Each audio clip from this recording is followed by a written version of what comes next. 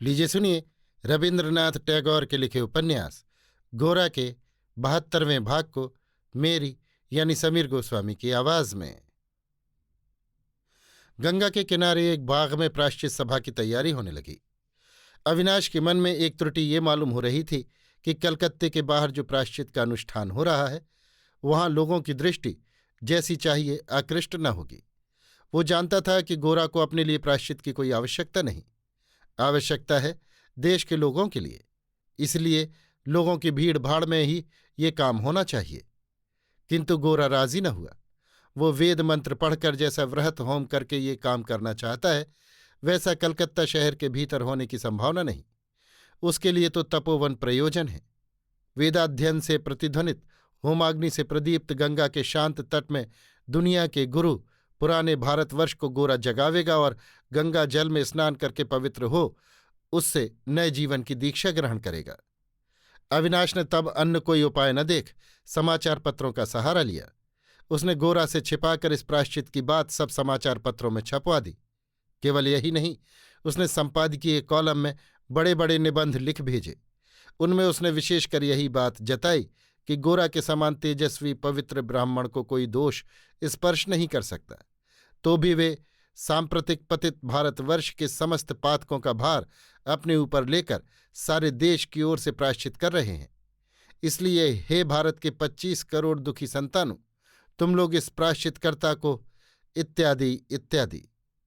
गोरा इन लेखों को पढ़कर खफा हो उठा, किंतु अविनाश किसी तरह दबने वाला न था। गोरा उसे गाली भी देता था तो भी वो मन में कुछ न लाता था, बल्कि खुश होता था।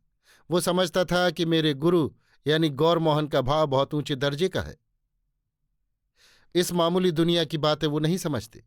वो बैकुंठवासी नारद की तरह वीणा बजाकर विष को पिघलाकर गंगा की सृष्टि करा रहे हैं। लेकिन उस गंगा को धरती पर लाकर सगर संतान की भस्म का उद्धार करने का काम इस दुनिया के भगीरथ का है। वो काम देवलोक के वासियों का नहीं है। ये दोनों काम बिल्कुल अलग अलग हैं। इसलिए अविनाश की हरकतों पर गोरा जब आग बबूला हो उठता तब अविनाश मन ही मन हंसता। गोरा के प्रति उसकी भक्ति और बढ़ जाती। वो मन ही मन कहता, जैसे हमारे गुरु का चेहरा बिल्कुल शिवजी जैसा है वैसे ही मन से भी वे निरे भोलानाथ हैं। ना कुछ समझते हैं, ना कुछ व्यवहार का ज्ञान रखते हैं। बात बात में गुस्से से भड़क उठते हैं, पर फिर ठंडे होते भी देर नहीं लगती। अविनाश की चेष्टा से गोरा के प्रायश्चित के विषय में चारों ओर खासी धूम मच गई। गोरा को देखने के लिए, उसके साथ बातें करने के लिए झुंड के झुंड लोग उसके घर आने लगे। पहले से भी लोगों की भीड़ बढ़ गई। रोज रोज उसके पास चारों ओर से इतनी चिट्ठियां आने लगीं कि उनका पढ़ना भी बंद कर दिया गया।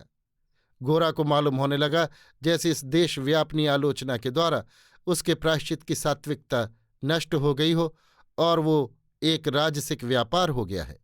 काल की प्रवृत्ति ही ऐसी है। कृष्णदयाल आजकल समाचार पत्रों को हाथ से छूते तक न थे, किंतु ये बात लोगों के मुंह से उनके कानों में भी जा पहुंची। उनका योग्य पुत्र गोरा बड़े समारोह के साथ प्रायश्चित करने बैठा है और वो अपने पिता के पद चिन्ह का अनुसरण करके किसी समय उन्हीं की भांति सिद्ध पुरुष हो जाएगा। ये संवाद और आशा कृष्णदयाल के कृपापात्रों ने उनके आगे बड़े गौरव के साथ प्रकट की। गोरा के कोठे में कृष्णदयाल ने बहुत दिनों से पैर न रखा था। आज वे अपना रेशमी वस्त्र उतारकर सूती कपड़े पहनकर एकाएक उसके कोठे में गए। वहां उन्होंने गोरा को नहीं देखा। नौकर से पूछने पर मालूम हुआ कि वो ठाकुर जी के घर में है।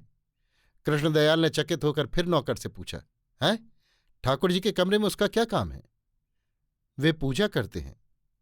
कृष्णदयाल ने हड़बड़ाकर ठाकुर जी के घर के पास जाकर देखा कि यथार्थी गोरा पूजा पर बैठा है। कृष्णदयाल ने बाहर से पुकारा, गोरा। गोरा अपने पिता के आगमन से उठ खड़ा हुआ। कृष्णदयाल ने अपने साधनाश्रम में विशेष रूप से अपने इष्ट देवता की प्रतिष्ठा कर ली थी। उनका परिवार वैष्णव था, किंतु उन्होंने शक्ति मंत्र ले लिया था। इसलिए गृह देवता के साथ उनका प्रत्यक्ष योग बहुत दिनों से नहीं था। उन्होंने गोरा से कहा, आओ आओ, बाहर आओ। गोरा बाहर चला आया। कृष्णदयाल बोले, ये सब क्या है? यहां तुम्हारा क्या काम है? गोरा ने कोई उत्तर नहीं दिया। कृष्णदयाल बोले, पुजारी ब्राह्मण तो है, वो तो रोज पूजा कर जाता है, उसी से घर के सब लोगों की ओर से पूजा हो जाती है, तुम क्यों इसमें पड़ते हो? गोरा ने कहा, इसमें क्या बुराई है? कृष्णदयाल बोले, बुराई? तुम क्या जानो, बहुत भारी बुराई है। जिसका जहां अधिकार नहीं है उस काम में वो क्यों पड़े? उससे तो अपराध होता है, केवल तुम्हारा नहीं, घर भर के लोगों का। गोरा ने कहा, आंतरिक भक्ति की दृष्टि से देखें तब तो देवता के सामने बैठने का अधिकार बहुत थोड़े लोगों का होगा। लेकिन आप क्या कहना चाहते हैं कि हमारे उन रामहरि ठाकुर का यहां पूजा करने का जितना अधिकार है, मेरा उतना भी नहीं है? गोरा को क्या जवाब दें? कृष्णदयाल तत्काल न सोच सके। थोड़ी देर चुप रहकर बोले, देखो, रामहरि का तो धंधा ही पूजा करना है। धंधे में जो अपराध होता है उसकी ओर देवता ध्यान नहीं देते। वहां भूले पकड़ने लगे तब तो धंधा बंद ही कर देना होगा, फिर समाज का काम नहीं चल सकता। लेकिन तुम तो ये दलील नहीं दे सकते, तुम्हारे यहां आने की क्या जरूरत है? गोरा जैसे आचारनिष्ठ ब्राह्मण के भी पूजा गृह में प्रवेश करने से अपराध होता है, कृष्णदयाल जैसे व्यक्ति के मुंह से ये बात नितांत असंगत तो नहीं लगी, इसलिए गोरा कुछ बोला नहीं, बात को पी गया। तब कृष्णदयाल ने कहा, और भी एक बात सुनी है गोरा, सुनता हूं तुमने प्रायश्चित करने के लिए पंडितों को बुलाया है। गोरा ने कहा, जी हां। कृष्णदयाल ने अत्यंत उत्तेजित होकर कहा, मैं अपने जीते जी ये कभी न होने दूंगा। गोरा अब अपने मन को न रोक सका। उसने पूछा, क्यों? कृष्णदयाल ने कहा, मैंने तुमसे एक दिन और कहा था कि तुम प्रायश्चित न कर सकोगे।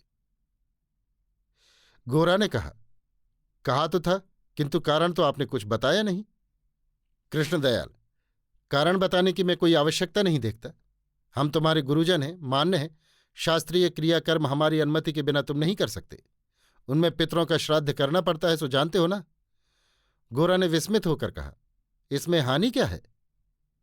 कृष्णदयाल ने क्रुद्ध होकर कहा, बड़ी हानि है, वो मैं कभी न होने दूंगा। गोरा ने हृदय में आघात पाकर कहा, देखिए, ये मेरा निजी काम है। मैंने अपनी पवित्रता के ही लिए ये आयोजन किया है। इस पर आप वृथा आलोचना करके क्यों कष्ट पा रहे हैं?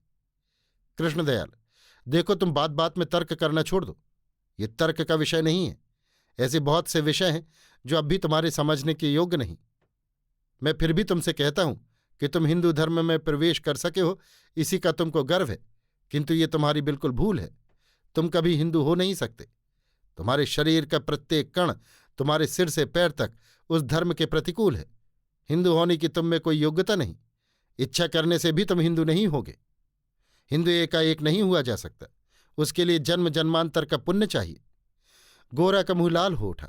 वो बोला, जन्मांतर की बात मैं नहीं जानता, लेकिन आपके वंश के रक्त से जो अधिकार मुझे मिलता है, क्या मैं उसका भी दावा नहीं कर सकता?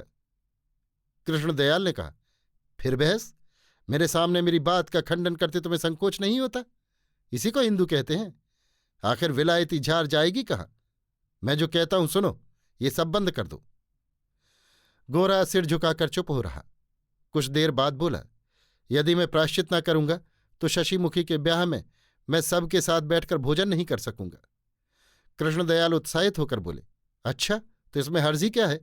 तुम अलग ही बैठकर खा लेना, तुम्हारे लिए अलग आसन रखवा दिया जाएगा। गोरा, तो समाज में मुझे अलग होकर रहना पड़ेगा।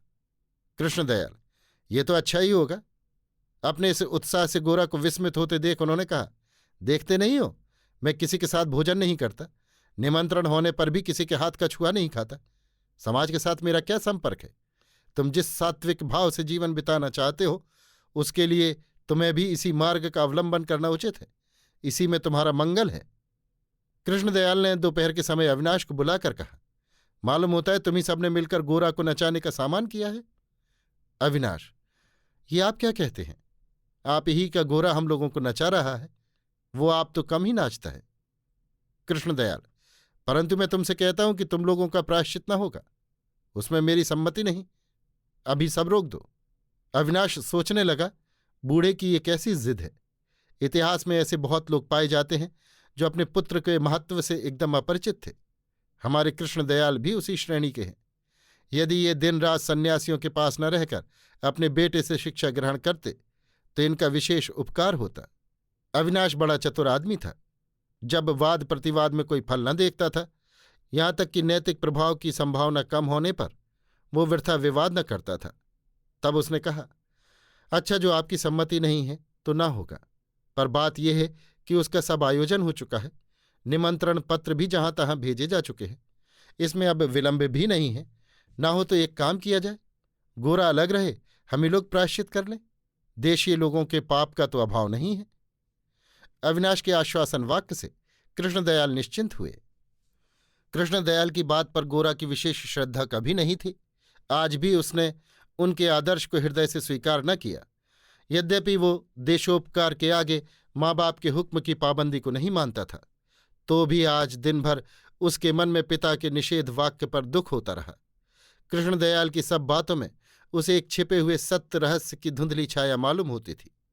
जितना ही वो सोचता था उतना ही उसका संदेह दृढ़ होता जाता था, मानो जागने पर वो एक दुस्वप्न से दुख पा रहा था। उसे मालूम होने लगा जैसे कोई उसे चारों ओर से ढककर पंक्ति से बाहर फेंक देने की चेष्टा कर रहा हो। आज उसको अपनी एकाकिता एक वृहत रूप धारण किए दिखाई दी। उसके आगे कर्म क्षेत्र बहुत लंबा चौड़ा है, काम भी बहुत बड़ा है, किंतु वो अकेला खड़ा है, उसके पास और कोई नहीं है।